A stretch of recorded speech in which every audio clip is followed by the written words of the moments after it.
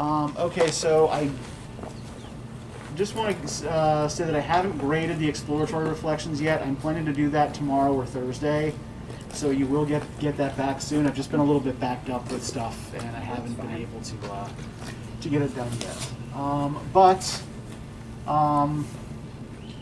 To continue on, we're going to be reading the Gloria Anzaldu piece, How to Tame a Wild Tongue, for next time.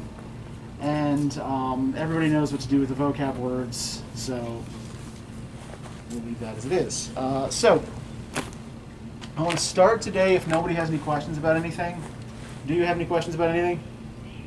No. No. Okay, good. I want to start today by asking you to think about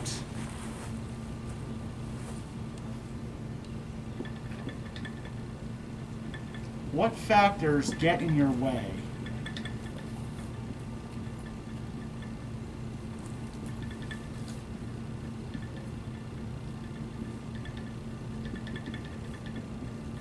when you are trying to finish your schoolwork. Oh God. How long do we have? No kidding. You know what? We have as long as you need. Just be honest. Write down everything that you think gets in the way of you getting your work done, right? And include things that are big factors as well as things that are little factors, right?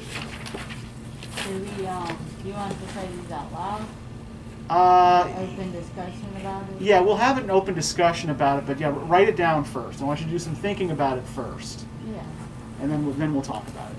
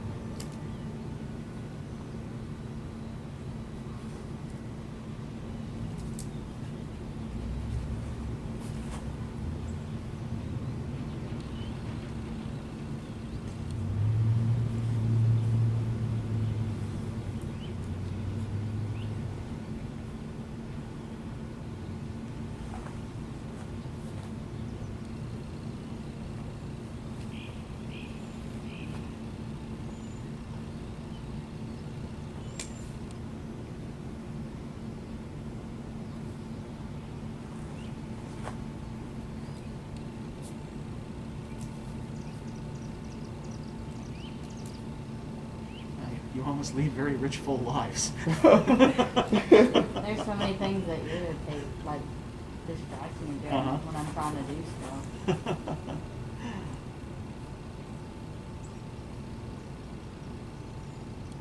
Okay, so once you've got a list that you're satisfied with, right?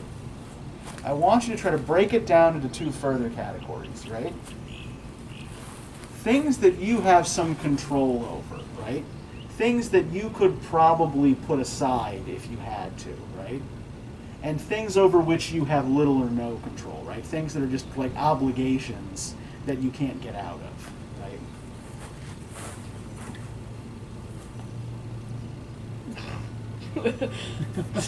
Damn.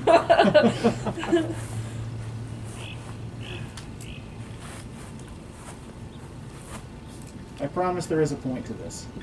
Believe you. There's always a point.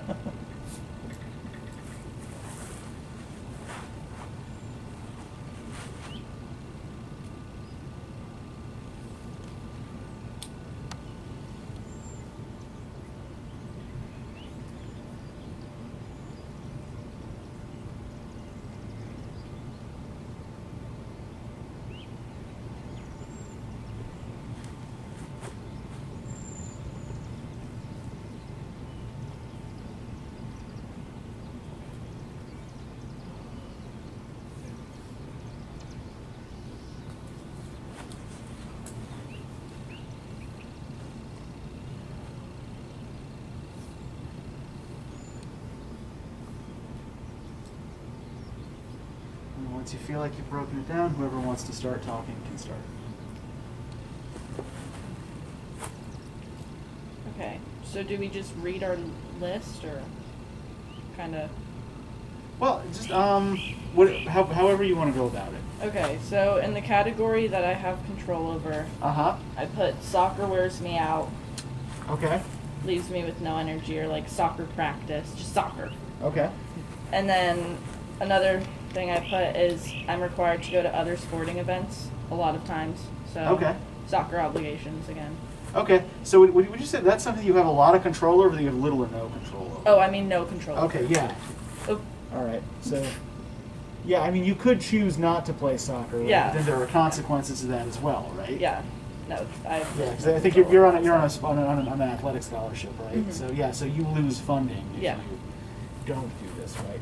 So soccer and other sports stuff. Okay. What else have we got? Some things I have control over. Okay. A lot of time it's just the motivation to actually get up and see what I have to do. Okay.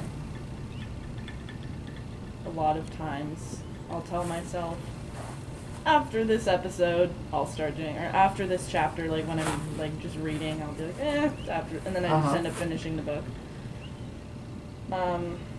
You know, I am actually sort of glad that someone mentioned reading for pleasure.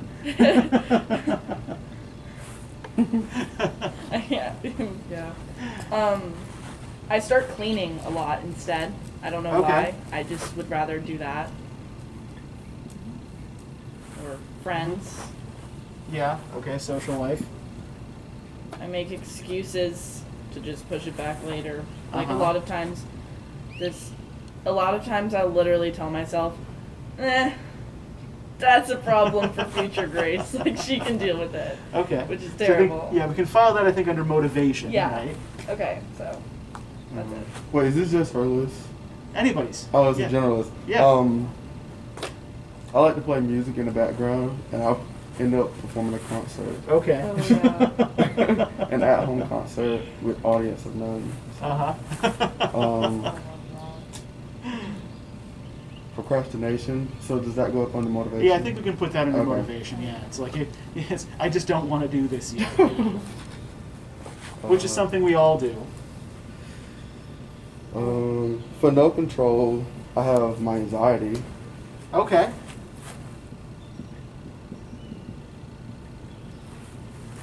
Yeah, I mean, sometimes we do have physical or mental health factors that are beyond our control that stop us from getting things done, right? Yeah. Good. Yeah, that's a great example. Alright guys, so for control, it would probably like phone, Uh-huh. Netflix, Yeah. the procrastination, that type of stuff. Right. For no control, I put my parents because where my room is in the house Uh-huh. is by the front door. And I've had occasions where my dad will bust up in there to ask me a question while I'm on a Zoom Sure. call. Or Yep. squat through my room. It's just a mess. Uh-huh. And then I have an annoying ass dog named Gus who whines 24/7. Okay. Aww. I can't. Sometimes I have to put him outside, but when I put him outside, he still complains. So, and then Okay. I live in the city Dog. of Albany. Uh-huh. So we have a lot of outside noises like sirens, Okay. dogs barking, the neighbors coming up to the door and asking me questions, and Okay. Environmental distractions. yeah. Yeah. And this might go under family obligations, but like at the house, I have to make sure the house is clean, like doing chores and stuff Okay. like that. Yeah. So I have to, sometimes It's I not. have to Yeah. do that. It's not quite the same thing, but it's related. Yeah. Yeah. That's about it. Okay.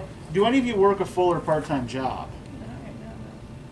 Okay. Well, then that's not something you specifically have to But worry yeah, about, that's but it definitely is. something in Yeah. the past that I've dealt with. Yeah. Ridiculously, actually. Uh-huh. That- And yeah, I found one of the big no control factors that I've dealt with students before is the family obligations thing, where like either family doesn't quite get what it is you're doing, Right. or that you need privacy to get things done, and they'll bust in on you, or they'll expect things from you that will cut into the amount of time that you have to actually get your work done. Right. So, like for example, when I was in graduate school, my mother didn't always really understand that I was not just in school, that it was basically a job, Yeah. and that I couldn't just come home and dig a stump out of her yard, or help her with her blueberry bushes or something like that. Especially because she lived 4 hours away in northern Pennsylvania, and I was in D.C. Right. So I remember also it's like when I was starting graduate school, I was shuttling back and forth a lot. I was helping to take care of my father, who had brain cancer. So sometimes these kinds of family Oh, yeah, I obligations. remember Yeah, you yeah, telling us about yeah. your These family kind. wanting you home and stuff. Yeah, and yeah. So it's these things eat into our ability to do any kind of sustained intellectual work, right? Well, it's funny whenever they tell me they understand this is like a full-time job, or they don't want me to work Uh-huh. because of school. Yeah. And then at the same time they do that, and I'm like, Yeah. y'all are hypocrites. basically. Or are you the first in your family to go to college? No. Well, first with my mom and dad, but like my sister Catherine, she went Okay. to the army, but she's on my Mhm. dad's side. Okay.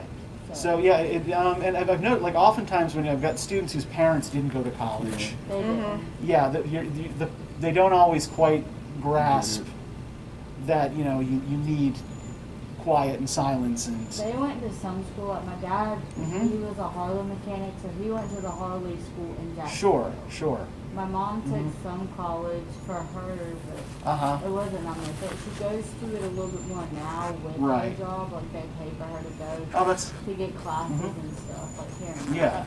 That's a nice perk to have.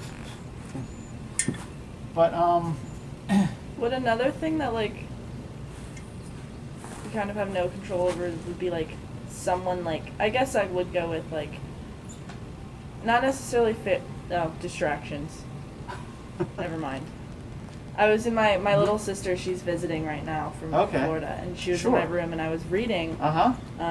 the Shakespeare sister, Right. and she kept like talking to me Yeah. and like bringing up her thoughts, and I would be like, and she'd be like, hold on, and then I would just like stop reading and start Uh-huh. talking to her, and I was like, Laura, hold on, I gotta I gotta read this. And how old is your sister? She's 16. Okay. Yeah. So not a small child. Yeah, no, But no. but small children are a huge Oh, distraction yeah. too, right? Yeah. They require a lot of attention Mhm. and a lot of care.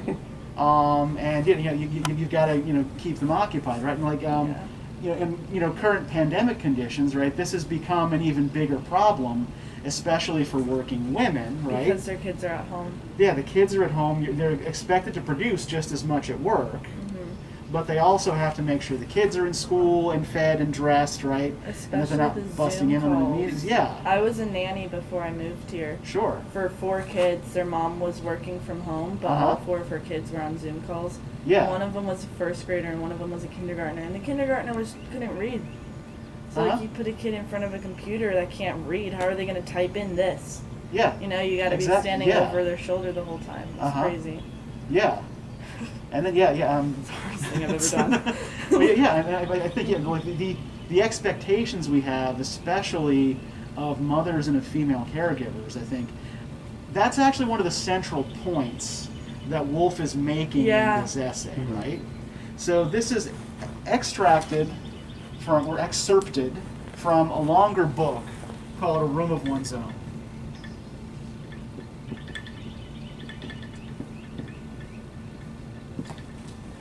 And the basic argument that Woolf is trying to make in the book is about what women need if they want to be writers. Right? And the first thing that they need, It's a room of one's own. what's that? It's a room of one's own. Is physical privacy, right? Yeah. You need a physical space you can go to where no one is going to bother you. Because you can't write if you can't have quiet to form thoughts, right? The other thing that you need is a certain amount of leisure time, right? You need time that other people aren't claiming or intruding upon, right? You need time for yourself. Right.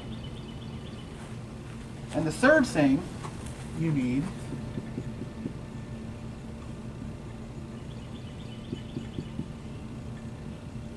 is an independent income.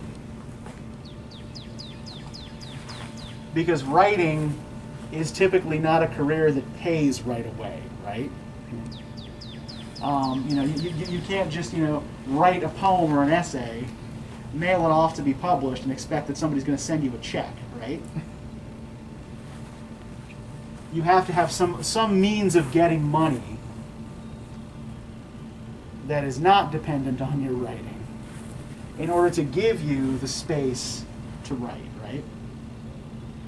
And Woolf's basic argument is that the reason there are so few women writers historically is that these commodities have all been harder for women to come by Oh, yeah. for a variety of reasons. So let's start digging into the essay a little bit here. Like, what did you guys think of this? Like, was there anything that particularly grabbed you, or that you particularly wanted to talk about? One thing that kind of confused me was that on page 31, Okay. and the first thing is it's a very queer composite thus emerged. What does she mean by queer? Because I know in like this time Okay, it means something else. Yeah. In the 30s and 40s, when Woolf is writing, queer simply means peculiar or unusual, right? It's not made in reference to anyone's sexuality. Yeah. I think it would maybe mean like awkward or something like that. Yeah, something more like awkward. Yeah, or a little uncomfortable, strange. Yeah. Okay. So- But I feel like if I looked that up for a vocab word, it would have told me something different. Yeah, and it probably would have given you both meanings. I mean, we don't really use the word for the older meaning much anymore, but yeah, you still probably would have seen both historical meanings. But yeah, this is one of those words that through usage now has become ambiguous, but wouldn't have been particularly ambiguous when Woolf was writing. Yeah. Anything else that really jumped out at you? I guys? really liked just how she kind of just slapped them all, like everyone in the face with like the ending, especially like the last sentence. I was like, Uh-huh. because I've read Virginia Woolf before, and I Uh-huh. really like. She's very like intellectual in her writing, and Uh-huh. I like how she writes. Uh-huh. And that more or less is how the story would run, I think, if a woman in Shakespeare's day had had Shakespeare's genius. Uh-huh. Like, she just finished all of that off with, like, if a woman as smart as Shakespeare, it's just the opportunity just was not there, and she kind of just called out that huge fact of the matter. Yeah, and let's start there. Right. So this is a response to that bishop, right? She mentions on page 32, right? Yeah.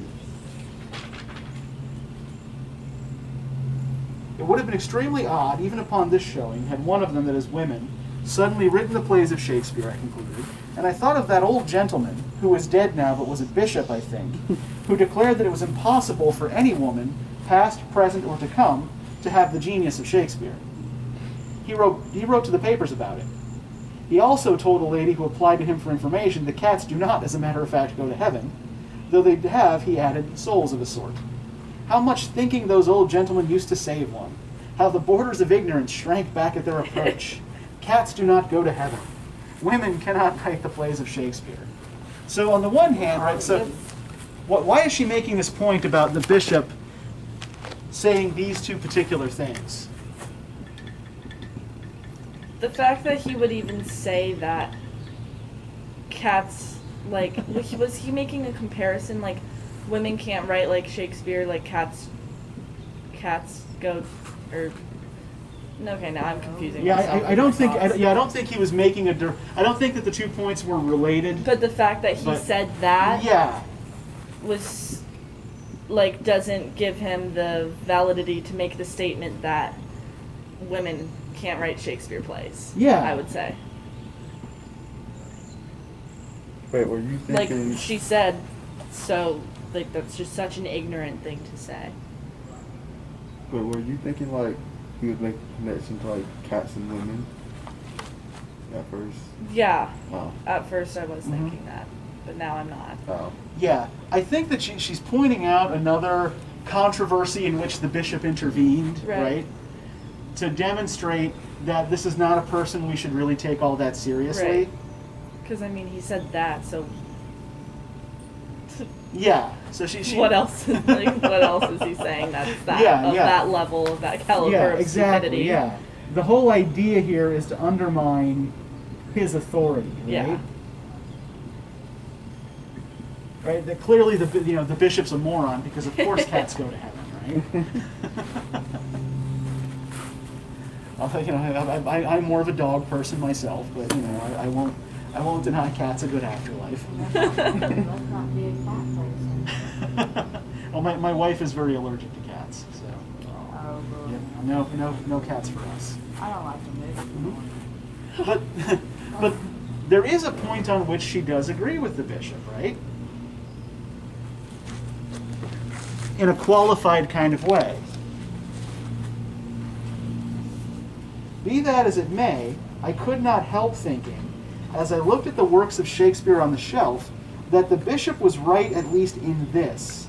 It would have been impossible, completely and entirely, for any woman to have written the plays of Shakespeare in the age of Shakespeare.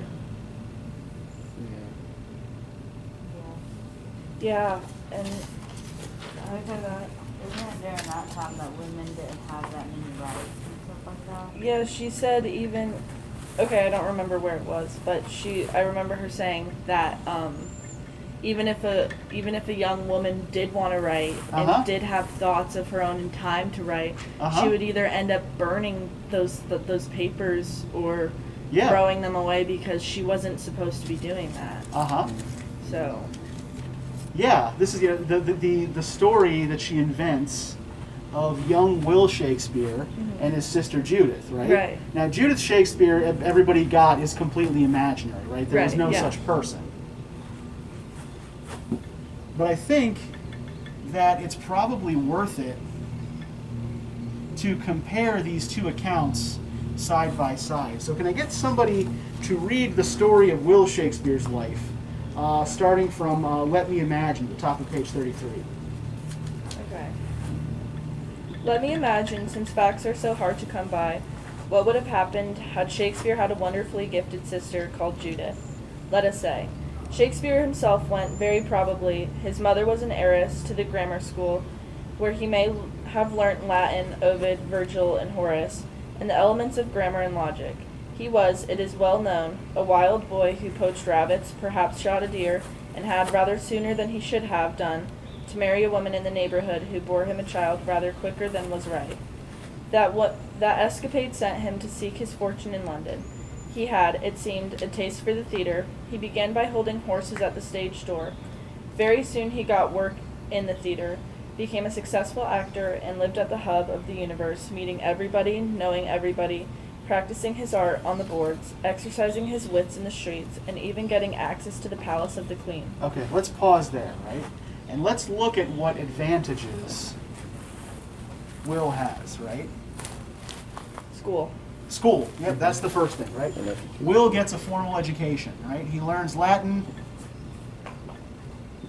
including classical literature, right? Mm-hmm. He gets sent to school. What other advantages does he have? He gets to go work. Yeah, you got So he gets to leave his home and go work. Yeah, he can leave home freely, right?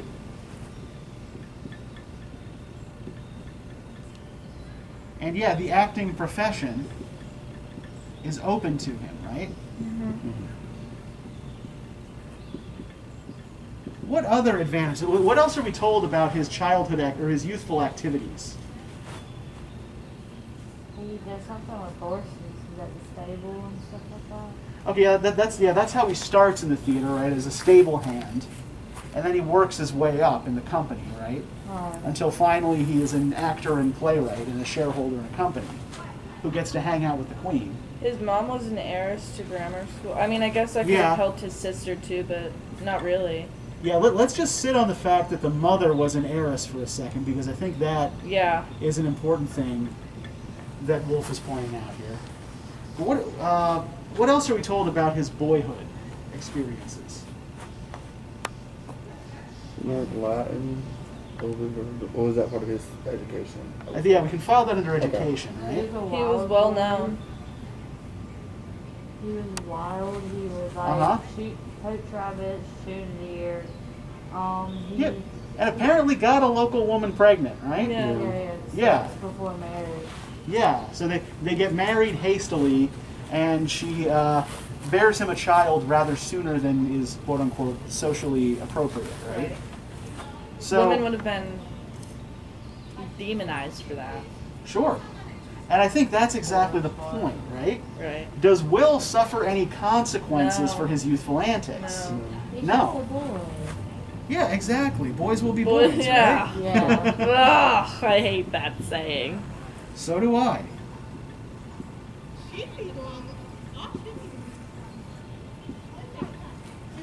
Yeah, he doesn't even have to stick with his wife, right? Yeah. He's able to and she'll just be left for the local... Yeah. In fact, when he died, this isn't in Woolf's essay, but when he died, in his will, he left to his wife his second best bed. Where the first best bed go? Well, the speculation is that he believed that she had had something on the side. Oh, okay. And so the second best bed was a direct, leaving her the second best bed was a direct insult. Yeah. But, so there's little love lost there in the Shakespeare family, right? So I think, like, the other thing that we can see that Will has, like, apart from the fact that his antics are consequence-free, right? He has time to go shooting rabbits, poaching rabbits, shooting deer, and having sex with neighbor women, right? He has leisure time. Now, we might question how he uses it, right? But yeah, he has time to fritter away and waste. Now, let's compare this to the life of Judith Shakespeare. Keeping in mind again, same household, same parents, same talents. Can somebody start reading Meanwhile. for us? Yes, from Meanwhile, yes. I will. Okay. Meanwhile, his extraordinarily gifted sister, let us suppose, remained at home, She was an adventurous, as imaginative as agog to see the world as he was, but she was not sent to school. She had no chance of learning grammar and logic, let alone of reading Horace and Virgil. She picked up a book now and then, one of her brothers perhaps, and read a few pages, but then her parents came in and told her to mend the stockings, or mind the stew, and not moon about with books and papers. They would have spoken sharply but kindly, for they were substantial people who knew the conditions of life for a woman and loved their daughter. Indeed, more likely than not, she was the apple of her father's eye. Perhaps she scribbled some pages up in an apple loft on the slide, but was careful to hide them or set fire to them. Okay, let's pause there for a second, right? Okay. So what can we already see Judith is not given that her brother is? Education. Education. Yeah, no formal education, right? Yeah. Yeah, she's given the chance to do domestic tasks. Yeah, which means that she doesn't have, Time. yeah, no leisure time either. But at least her parents understand that being a woman back then sucked. Yeah. Well, but I think that Woolf is actually making a serious point there, right? That her parents aren't doing this to be cruel. Yeah, they just. They're that's doing. how it goes. Yeah, they're doing this because in their particular historical circumstances, right? They have to. Yeah. Well, or they don't know any differently, Yeah. right? So sad. So yeah, she has no leisure time, no education. She's expected to spend most of her time doing chores, right? Even though her parents, are kindly and loving. And then, can I get somebody to continue here with soon, however, before she was out of her teens?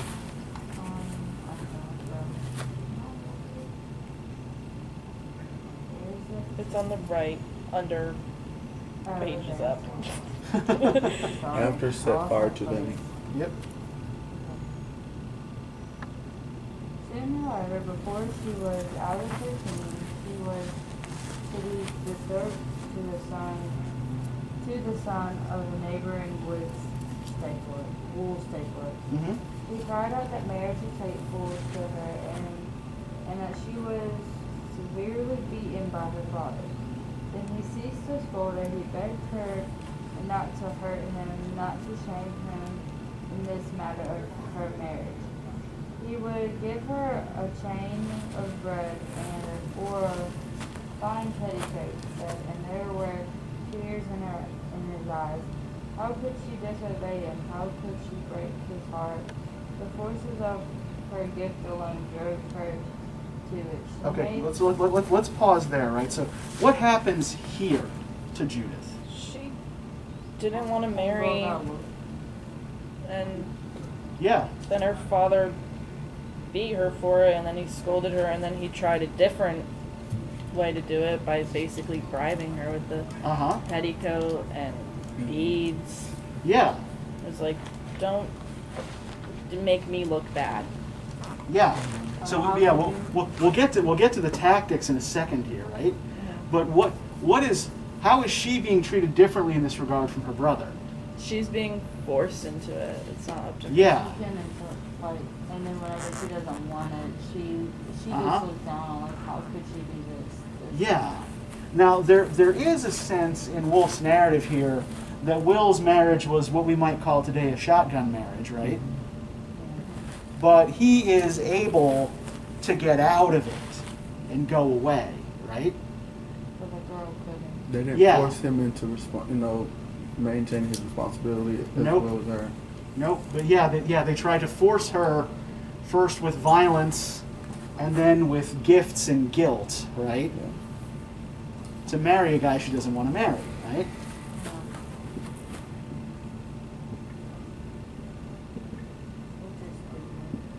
And yeah, I think that these different tactics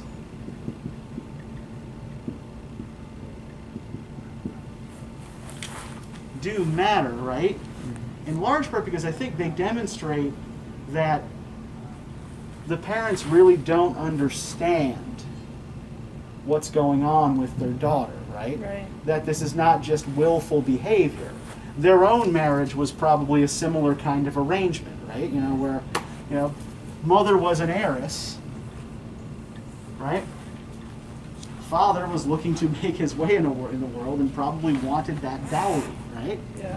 So that marriage was, in all likelihood, a financial arrangement. This is what's normal in their class. Yeah. I mean, it's said that they were married in the cradle, basically. Like they peeked out in the cradle. Uh-huh. It probably had been a plan for a long time, and then like she's messing up the plan, and was able to think for herself. Exactly, yeah. So first, we violently repress this, right? Then we offer her presents, thinking that, well, if we just give her some nice things, right, that'll do it, right? And then finally, the father makes it about guilt and shame, right? But it's all about, I think this is where the game is revealed here, right? That it's all about protecting his reputation. Exactly. How can you do this to me?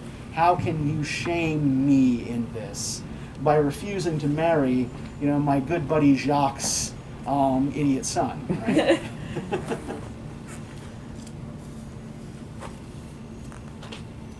Now, let's continue here. She made up a small parcel of her belongings. Oh, you want me to do that? Anybody can keep going. You can if you want. Anybody else can do it too. Okay. Whoever starts. She made up a small parcel of her belongings, let herself down by a rope one summer's night, and took the road to London. She was not 17. The bird that sang in the hedge was not more musical than she was. She had the quickest fancy, a gift like her brother's for the tune of words. Like him, she had a taste for the theater. She stood at the stage door. She wanted to act, she said. Men laughed in her face. The manager, a fat, loose-lipped man, guffawed. He blowed something about poodles dancing and women acting. No woman, he said, could possibly be an actress. He hinted. You can imagine what. She could get no training in her craft. Could she even seek her dinner in a tavern or roam the streets at midnight? Yet her genius was for fiction and lusted to feed abundantly upon the lives of men and women and the study of their ways. At last, for she was very young, oddly like Shakespeare the poet in her face, with the same gray eyes and rounded brows, at last, Nick Green, the actor-manager, took pity on her. She found herself with child by that gentleman, and so, who shall measure the heat and violence of the poet's heart when caught entangled in a woman's body? Killed herself one winter's night and lies buried at some crossroads where the omnibuses now stop outside the Elephant and Castle. Okay, thank you. So, He killed her? She killed herself. yeah. Well, it says she's buried. Yeah. She's Not buried. buried. She's buried at the Oh, crossroads. Does anybody know what it means to be buried at crossroads?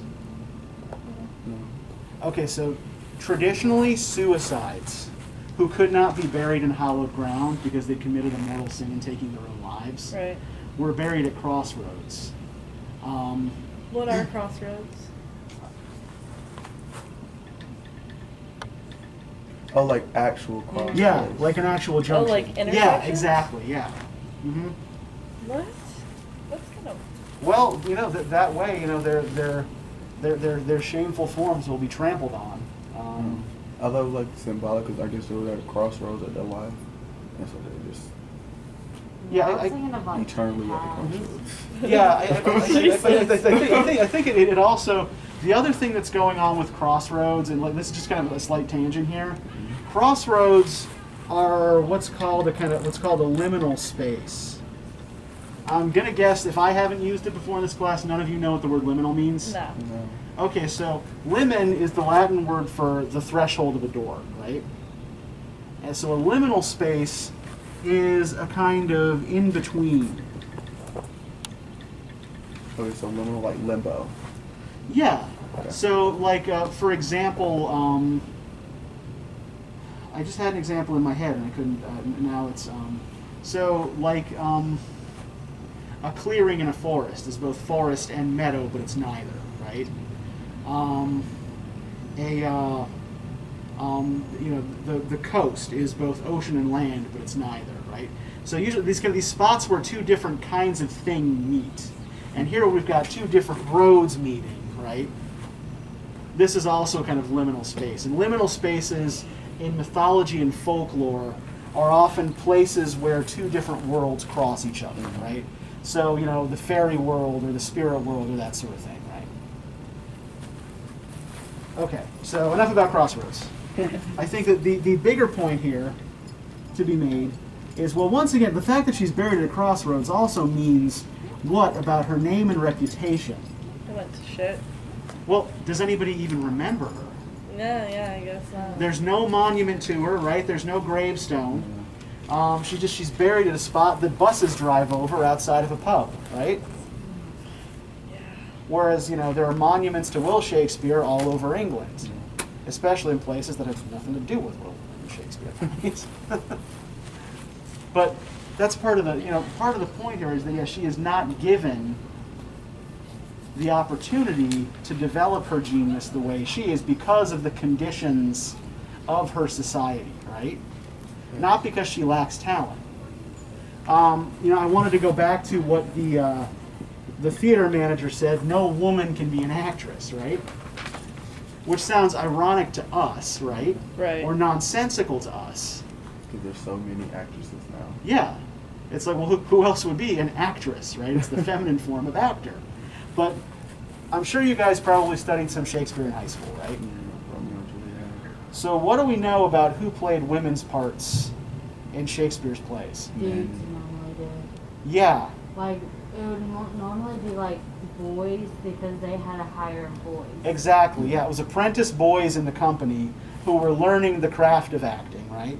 So, on the one hand, like, women's parts are typically played by the least experienced actors, right? Right. The guys who are still learning and whose voices haven't changed yet. Who then, once they hit puberty and, their voices are done cracking, maybe you put them backstage and have them do crew work for a year or something. Once their voices have changed, then they graduate to adult male roles, right? Women's parts are for apprentice men, not for women to play. It's So- weird. What's that? I mean, it's weird. I mean, you write roles for women, but then you get men to play it, or boys to play it. Sure. I just want to, I know it's obviously impossible for even all of us, but, Uh-huh. to even fathom, what was going on in their heads where, they just were so against women acting. How does... Mhm. Well, and I can actually... what was their reasoning? I can actually give you some insight into that. So we tend to make actors into we kind of put actors up on a pedestal, right? And treat that as a profession to aspire to, right? Wealthy actors are part of the upper crust of our society, right? Part of the elite. This was not the case in most earlier societies. Actors were often considered little better than criminals. Acting was not a respectable profession. So while certain actors who were particularly successful, like people like Shakespeare, who was also a successful writer and businessman, might gain access to the court, right? Might be able to gain even political influence through that. By and large, actors were considered rogues, right? They weren't people you really wanted to they weren't really welcome in polite society.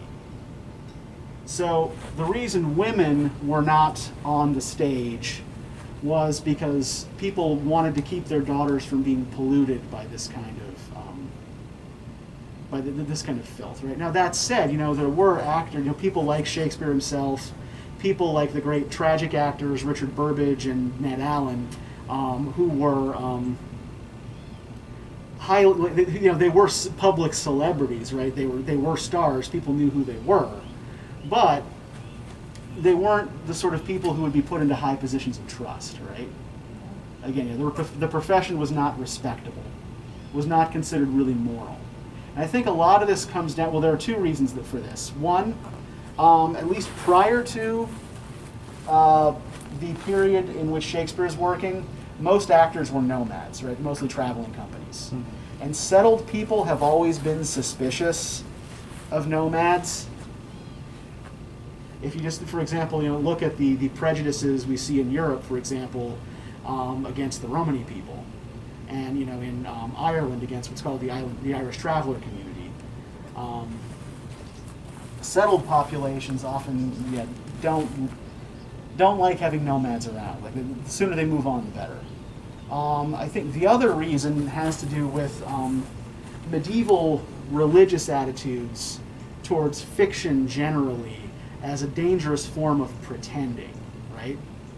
That fiction and poetry and drama lead people away from truth by presenting pleasing fictions. So this is not something that's particularly relevant to what Woolf is saying here, but this does give you some sense as to why there were no female actresses in this period, right? It gives insight. Yeah. Mm-hmm. And I think it's also particularly remarkable here, like given what we usually call this period in British history, right? What Woolf herself refers to, like, what period are we talking about? Who is the ruler of England for most of Shakespeare's career? Queen Elizabeth. Yeah, Elizabeth I, right?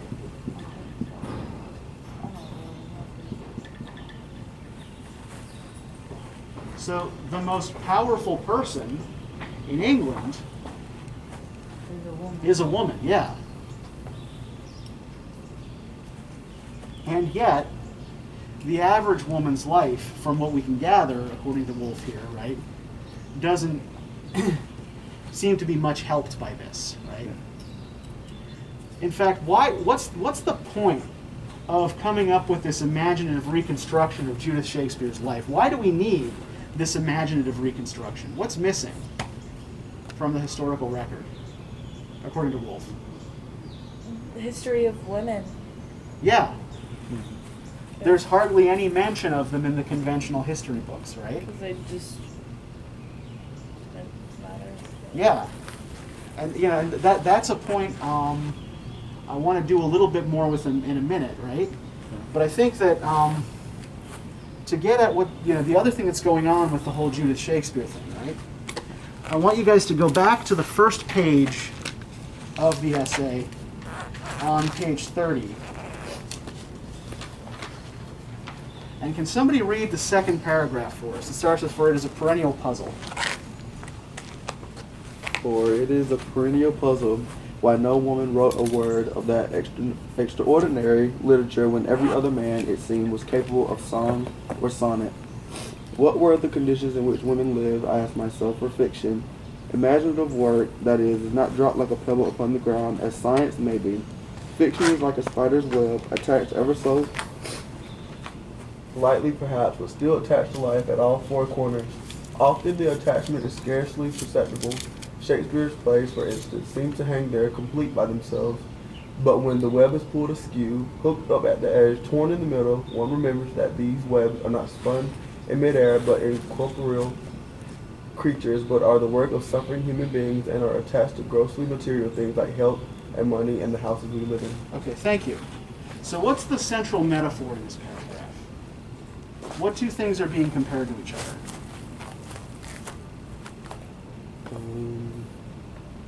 Spider web Okay, yep, the spider web. to I don't know if it's necessarily Shakespeare's plays. Uh-huh. It may be more like is like the condition of humans, women. like the work of humans or something like that. Well, can we think of an even broader category than Shakespeare's plays?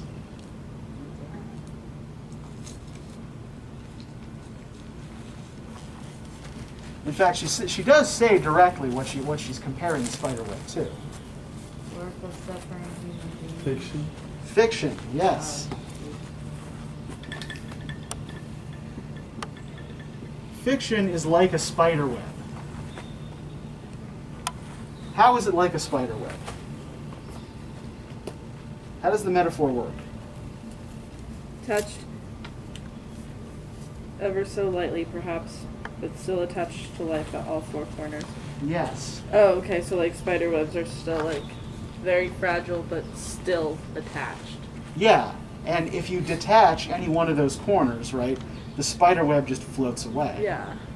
So the basic idea here, right, is that fiction is dependent on the material conditions under which it's created, right? It has to be anchored in something. It has to be anchored to reality.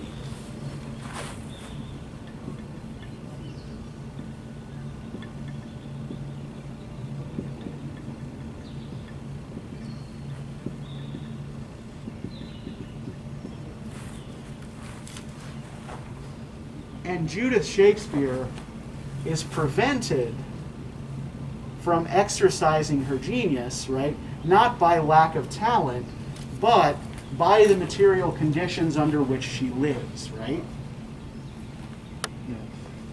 Because she doesn't have a formal education or any leisure